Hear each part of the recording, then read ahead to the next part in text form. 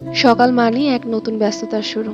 তবে আজকের সকালটা ছিল একটু শান্ত আর সহজ, কারণ এখন চারপাশে চলছে আমের মিষ্টি মৌসুম। তাই সকালে জলখাবারের চিন্তা করতে হয়নি বেশি। আজকের জলখাবারটা মুড়ি চিড়া আম দিয়ে হয়ে গেল সবার, কিন্তু ওর বাবা আজকে খেয়ে যেতে পারেনি। সকালে একটা আর্জেন্ট কাজ থাকায় অনেক সকালেই ঘুম থেকে উঠে বেরিয়ে পড়েছিল। সবাইকে নাস্তা খাইয়ে এখন নিজে বসলাম আম মুড়ি নিয়ে।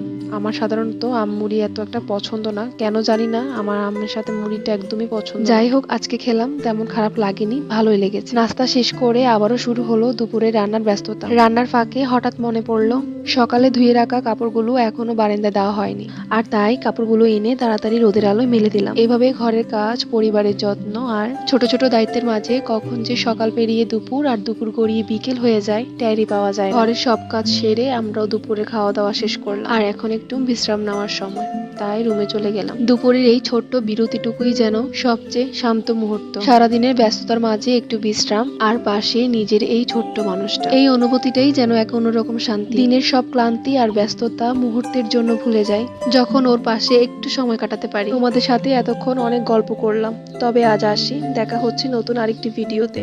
ততক্ষণ তোমরা খুব ভালো থেকো, সুস্থ থেকো, আর নিজের যত্ন নিও।